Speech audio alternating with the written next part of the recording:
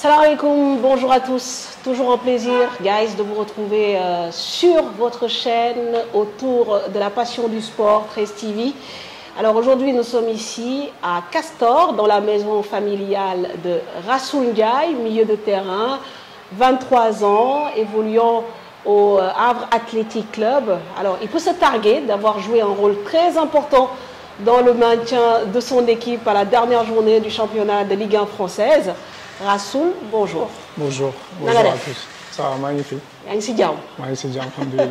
Alors, Rassoul, il y a une dizaine de joueurs, vous avez joué quand même un rôle très important dans le maintien de votre équipe. Alors, on est à la 89e minute, vous rentrez. Est-ce que vous pouvez nous raconter la suite? Oui, on savait que sur le banc, il y avait Reims qui perdait contre Lille et Saint-Etienne qui perdait. Donc le coach nous a dit d'attaquer et de rien lâcher parce qu'on avait une place à obtenir. Alors, vous rentrez, qu'est-ce qui se passe? Racontez-nous comme si voilà, vous étiez là sur le terrain. Bon, quand je rentre, il y a 2-2, donc mathématiquement on est en barrage. Maintenant on sait que si on marque, tout change, on peut passer 15e. Donc on tente le tout pour le tout. Moi je vais en attaque, je joue un peu derrière l'attaquant. Et il y a ce long ballon, après c'est allé vite, mais bon, le défenseur a fait cette erreur en faisant le penalty. Mais alhamdoulilah, après ça s'est bien passé. Ça s'est bien passé, c'est on va dire un pur bonheur hein, au bout d'une saison difficile. Comment vous avez un peu vécu ces instants et j'imagine que c'était un grand soulagement pour vous? Ouais, c'était une saison difficile. Jouer le maintien, c'est toujours, c'est pas facile, c'est pas évident. Surtout au niveau mental, parce que forcément les jours ils sont plus longs et les semaines se ressemblent. Mais on a su trouver la motivation pour essayer de repartir de l'avant et au final on a obtenu notre place en Ligue 1. Est-ce que quelque part vous êtes dans vos objectifs? L'objectif c'était de maintenir ou vous êtes quand même en deçà de ce que vous espériez faire? On était en deçà au niveau de la première partie de saison parce qu'on était, si je ne me trompe pas, avant-dernier quand on attaque la deuxième partie du championnat. Mais comme je l'ai dit, on a changé des choses, on s'est dit les choses dans le vestiaire avec le staff et avec tout le monde et même avec les supporters. Et on s'est dit que ce n'était pas assez ce qu'on faisait sur le terrain. Et c'est comme ça que la chose a tourné et qu'on a bien fini le championnat. Alors Rassoul, c'est vrai que c'est un gros soulagement, vous êtes heureux à la fin, alhamdoulilah. Maintenant, on va parler aussi de votre bilan sur le plan personnel. On regarde les stats, on voit 27 matchs joués, un but, une passe D. Alors, vous êtes, je pense, le mieux placé pour en parler. J'aurais pu faire mieux, on peut toujours faire mieux. Après, maintenant, c'est vrai que c'est une saison compliquée collectivement, c'est plus dur de ressortir au niveau personnel, mais c'est vrai que j'aurais pu faire mieux au niveau des statistiques et de l'importance des grands matchs. Et j'espère faire mieux l'année prochaine. C'est une deuxième saison. Souvent, la deuxième saison, c'est la saison de la confirmation. La première, c'est peut-être pour bien s'adapter, connaître ses coéquipiers. Vous nous dites quand même que vous pouvez faire mieux. Donc moi, j'ai envie de vous dire, qu'est-ce qui vous a manqué? Est-ce que c'est la concurrence qui a pesé? Et voilà, pourquoi vous n'avez pas réussi à faire ce que vous vouliez faire? Oui, bien sûr, la concurrence, elle était là au milieu de terrain, ça a pesé. Maintenant, je pense aussi la régularité, je peux encore travailler dessus et aborder tous les matchs de la même manière et être plus régulier dans mes performances, surtout quand on est dans une équipe qui joue le maintien. On a besoin d'être bon dans tous les matchs. Donc c'est ce qui m'a peut-être manqué à certains moments. Donc il faudra rectifier le tir auparavant. D'accord.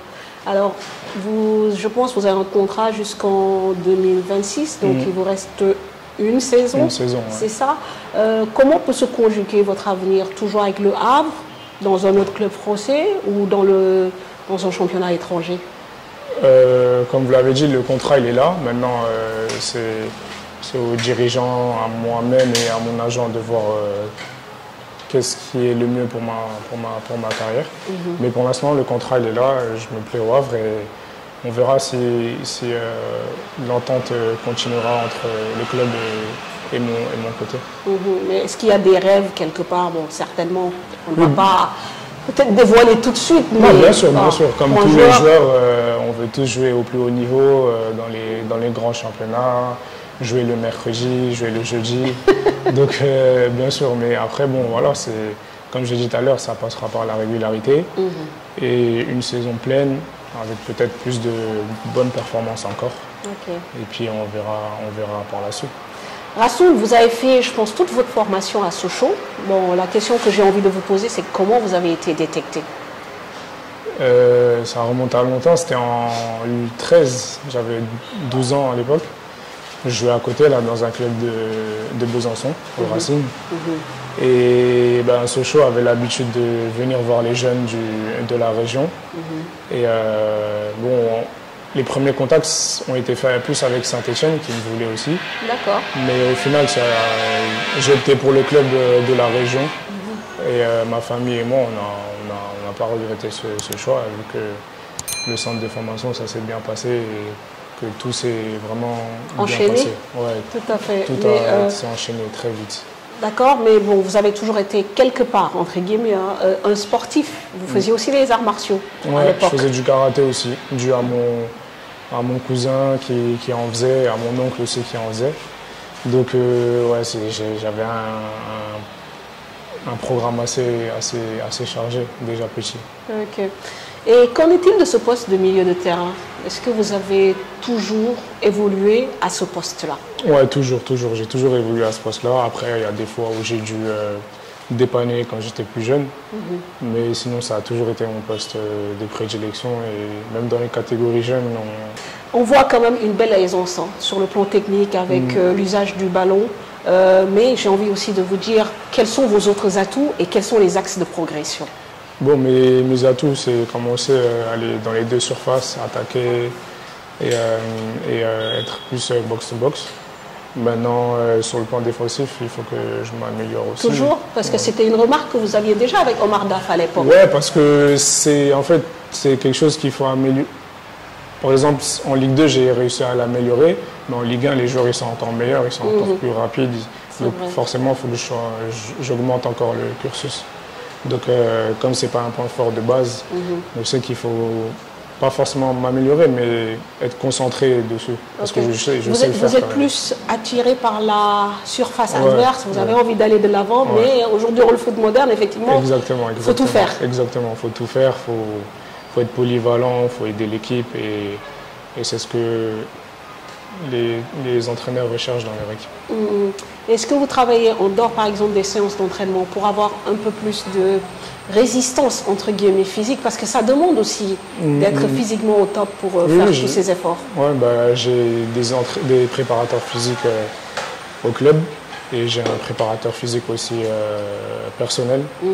Donc c'est le plus pour atteindre ces objectifs. C'est même ce que tout footballeur a maintenant aujourd'hui presque, pour atteindre des objectifs plus hauts que la moyenne. Tout à fait. Alors, à Sochaux, vous avez fait toute votre formation, vous avez signé votre premier contrat professionnel, je pense que c'était en 2019. 2019, ouais. Voilà, vous avez rencontré beaucoup de Sénégalais, l'entraîneur Omar Daf, il y a eu Joseph Lopi, Abdallah Ndour, Frédéric Kanouté. Est-ce que ces Sénégalais ont eu une influence sur votre progression? Est-ce que voilà, ça a joué quand même?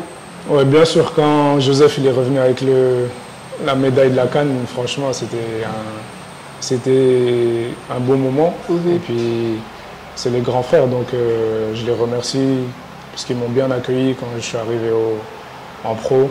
Et Hussein Youchoun aussi. Oui, c'est vrai. Donc Chris Djedjou, il y a eu vraiment beaucoup de Sénégalais. De toute façon, avec Sochaux, c'est toujours comme ça. C'est vrai. Mais franchement, je les remercie tous parce que c'était comme des grands frères. Et au Havre aussi, il y en a, des Sénégalais. Oui, au Havre aussi. Ils sont plus de ma génération, mais c'est vrai. Il y a Aruna, il y a Issa, Soumaré, donc là, on est plus nouvelle génération.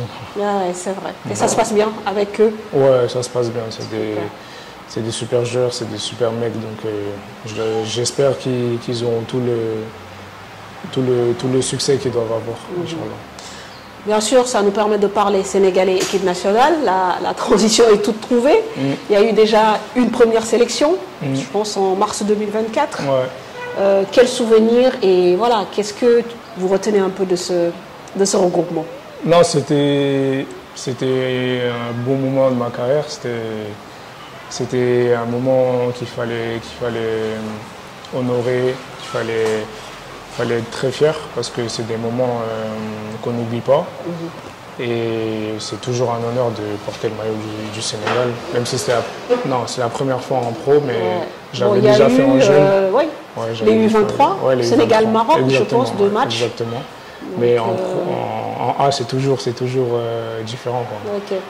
Et qu'est-ce que vous gardez en fait comme souvenir par rapport à l'environnement, le niveau? Est-ce que comme vous avez senti que là, c'est un autre palier? Oui, forcément, parce qu'on sait maintenant que le Sénégal a des talents, tous les postes, toutes les générations.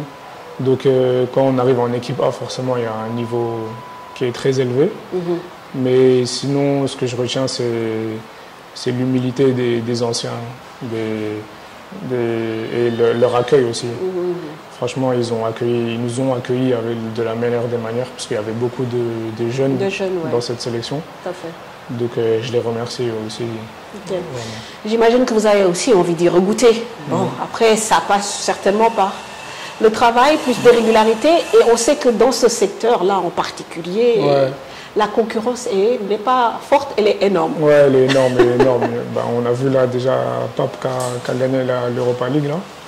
Il y a beaucoup de milieux, il y a beaucoup de bons milieux dans le même registre box-to-box. On pense à Habib Diarra aussi, qui a été excellent cette saison. Exactement. Mais c'est bien pour le pays, c'est bien pour la sélection, c'est bien pour les joueurs nous-mêmes. Pour toujours se donner à fond et donner le meilleur de nous-mêmes. Okay. Rassoul, est-ce que ce choix de jouer pour l'équipe nationale, c'était évident dès le départ? Parce que vous êtes né en France, vous y avez grandi, vous y avez été formé. Mais est-ce que c'était un choix évident pour vous? Pour moi, c'était évident. J'ai toujours dit qu'une fois arrivé en pro, j'allais choisir le Sénégal. Après, tout ce qui était en jeune, c'était plus l'équipe de France parce que c'était plus naturel. Mais sinon, une fois arrivé en pro, j'ai toujours dit à mes parents que j'allais jouer pour le Sénégal. Et mes vrais amis le savent. Il y a les autres qui veulent me taquiner et qui me disent que j'aurais choisi la France, mais je ne les écoute même pas. Mais qui sont vos modèles? Est-ce qu'il y a eu des joueurs qui... Avant qu'on parle de vos références, est-ce qu'il y a des joueurs sénégalais qui vous ont vraiment envie de donner, de porter ce maillot? En grandissant, je regardais les vidéos, Pabou Diop, la Diouf.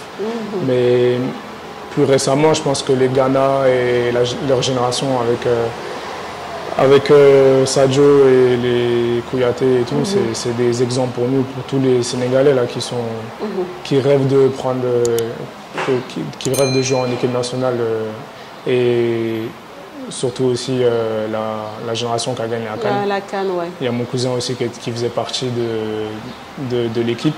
Qui donc? Moustapha Nam. Oui, Moustapha Nam. Donc voilà, c'est plein d'exemples qu'on peut citer. Tout à fait. Mais dans le foot, en général, voilà, qui vous inspire? Qui est-ce que vous regardez? Moi, en tant que milieu de terrain, c'était plus Iniesta.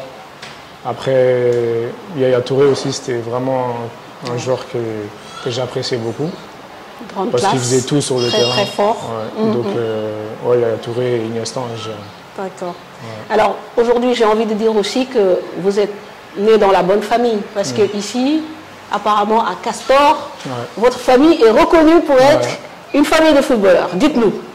C'est mes tontons, hein, ils ont joué ici, ils ont tout fait ici.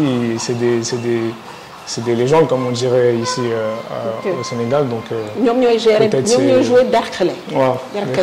C'est le rival Walida. Oui, exactement. Et même mon père qui a joué ici, là, derrière à Bourguiba. Oh, ok. Mais moi, je suis plus Derklé, moi. Je suis plus Derklé. Donc c'était presque écrit, quoi. Ouais, c'est dans les gènes. Ok. Rassoul, qu'est-ce qu'on peut vous souhaiter pour la suite? D'abord la santé, le plus important. Et la réussite dans tous les plans, dans le plan humain, dans le plan sportif. Parce que le foot, c'est le foot, mais... Il n'y a pas que ça. Il n'y a pas que le foot dans la vie. Il y a d'autres choses dans la vie, donc voilà. Ok, merci en tout cas de nous avoir reçus ici chez vous, à Castor. Ça fait toujours plaisir de prendre des nouvelles de de nos internationaux, de nos Merci, joueurs, en vous merci à souhaitant vous. bien sûr une excellente carrière, comme on le souhaite à tous nos invités. Bien sûr, j'en profite pour dire bonjour à votre maman, Nafi. Quand même, moi, je dois raconter une petite anecdote. Il y en a beaucoup, hein. Mais quand même, moi, j'ai aussi étudié à Besançon. Et quand j'arrivais à l'époque, Nafi et d'autres filles comme Dinda, Bébé et Nancy nous ont accueillis chez elle à Besançon. Donc voilà, c'est l'endroit où j'ai posé mes pieds pour la première fois à Besançon. Bon, alors donc je considère que Rassoul c'est mon fils entre guillemets. Donc voilà, merci à Nafi et bon, bien sûr à Sike Kamara aussi, à la caméra. Et ben à bientôt Rassoul. À bientôt. Allez, au revoir. Merci bien. Et n'oubliez pas de vous abonner sur la 13 TV, de nous suivre sur nos pages 13 Football, bien sûr sur tous nos réseaux sociaux. À très bientôt. Au revoir.